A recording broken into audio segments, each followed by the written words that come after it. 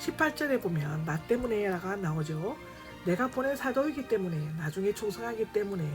다음에 나오는 22절과 누가복음 21장 17절에는 내 이름 때문에도 되어 있다고 합니다.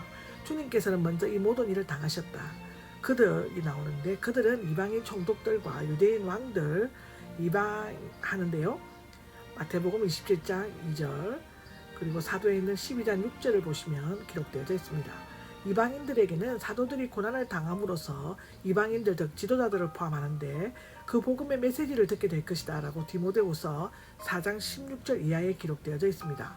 그리스도인이 당하는 박해와 시련은 오히려 협력하여 복음을 전파하는 기회가 될 수 있습니다.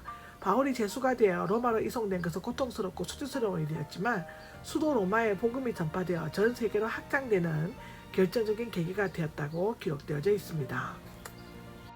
19절에 보면 걱정하지 말라라고 나옵니다.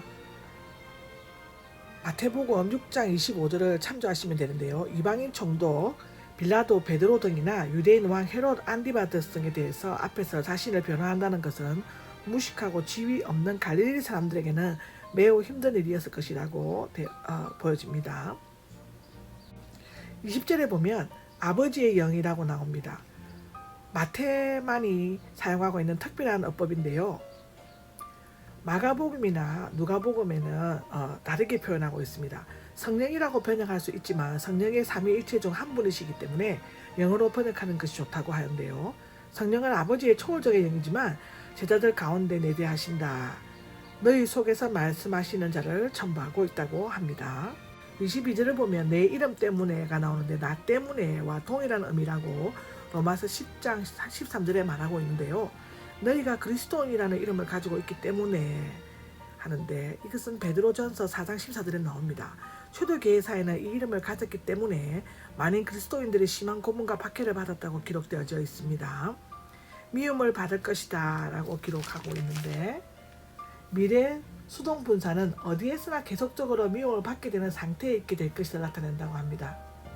타키투스에 의하면 네로 박해 때 많은 그리스도인이 체포되었는데 그 이유는 사람들에게 미움을 받았기 때문이라고 기록되어져 있기도 하다고 합니다. 끝까지는 계속적으로 중단함이 없이 절정까지인데 많은 사람들은 마지막 날까지 인내하는 모습을 보일 수 없었던 것은 이미 순교를 당했기 때문이라고 합니다. 견디는 것은 저항하거나 피하지 않고 고난을 참고 견디는 것을 말한다고 마가복음 13장 3절, 로마서 5장 3절, 베드로전서 2장 20절에 기록되어져 있습니다. 또 보면은 구원이라는 것이 나오는데 구출이나 승리를 의미하는데요. 박해하는 자들로부터 구원받거나 현세에서 그 목숨을 연장시키는 것을 의미하지는 않는다고 합니다. 그리스도인은 부활한 후에 구원과 천국이 임하는 것처럼 미래의 사건일 뿐만 아니라 환상으로 인도되는 현재의 가정임을 분명히 알게 될 수 있을 것이라고 기록되어져 있습니다. 23장입니다. 피하라고 되어 있습니다. 이 말에서 너희를 핍박하면 다른 말로 피하라인데요. 헛되이 숭고하는 것을 금하고 있습니다. 비겁하게 도망가는 것도 문제이지만 어리석은 판단 때문에 박해에 쉽사리 몸을 맡기는 것은 더 큰 문제였습니다. 칼날 때문에 예수님을 부인해서는 안 되지만 살 길이 있는데 굳이 피하지 않는 것은 생명을 소홀히 하는 것뿐만 아니라 지나친 자기 오만이나 만용일 수 있다고 기록되어져 있습니다. 예수님께서는 위험이 있을 때 피하셨으며 베드로나 바울도 위기에서 벗어났습니다. 믿음의 망명은 용기 있는 행동이며 청교도의 피신은 미국을 탄생시켰다고 기록되어져 있습니다. 인자가 올 것이다는 매우 난해한 구절이며 몇 가지 견해가 있습니다. 첫째로는 종말론적 재림이 얘기되고 두 번째로는 예루살렘이 멸망하는 것을 얘기하고 세 번째로는 성령 강림이고 네 번째로는 마음속에 천국이 임할 때 계시되 그리스도의 현현이라고 하고요. 다섯 번째로는 부활 후 선교사명을 주시는 것이고 여섯 번째로는 예수님의 생애 중에 임할 천국을 얘기하고 일곱 번째는 제자들과의 합류를 얘기하고 여덟 번째는 예수님의 부활이나 메시아로 인정될 때를 얘기하는데요. 아홉 번째에는 유대인들에 대한 심판이라고 또 기록되어져 있습니다. 이 해석의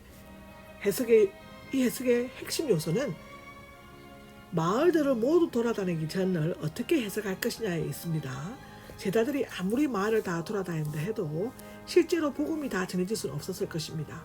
따라서 돌아다닌다는 것은 지리적인 것이 아닌 영적으로 해석한다면 인자가 올 것이라는 것은 마지막 재림 때로 해석될 수 있다고 기록하고 있습니다. 24절입니다. 24절을 보면 제자는 선생보다 높지 않고가 나오는데 높지 않고는 그 당시의 격언으로서 매우 상징적인 사실이라고 합니다.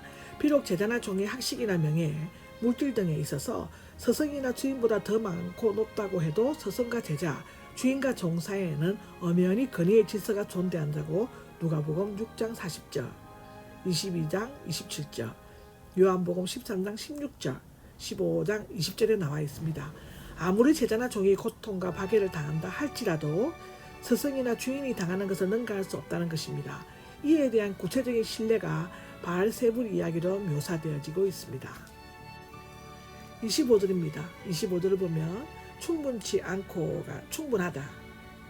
제자가 선생처럼 되고 종이 주인처럼 되는 것으로 충분하다 이렇게 기록되어져 있는데 스승이나 주인은 제자나 종보다 더 심하게 고난과 박해를 받았지만 혹 후자가 전자보다 덜 받았다고 하면 그것으로 충분하다는 뜻이라고 합니다. 다시 말하면 집주인을 바알세불이라고 했는데 집사람들을 그대로 내버려 두지 않을 것이며 혹 주인이 받을 만큼 모욕을 받지 않는다면 그것으로 충분하다는 것입니다. 바알세불 귀신 들린 사람을 치료해주는 예수님을 조롱하기 위해 서기관들이 예수님께 붙여준 이름입니다. 마태복음 12장 24절, 마가복음 3장 22절, 누가복음 11장 15절을 보시면 됩니다. 바알세불은 파키스탄의 토착신이 바알세북, 즉 파리의 주와 동일한 신으로 간주되고 있는데 열왕기하 1장 2절에서 3절을 보시면 됩니다. 바알세불의 뜻은 하늘의 주, 왕의 신 바알, 거주지의 주인 등이라고 하는데요. 그러나 예수님 당시에는 바알 데바바, 즉 정오의 주 또는 귀신의 왕, 즉 사탄이라는 의미로 사용되었다고 기록되어져 있다고 합니다.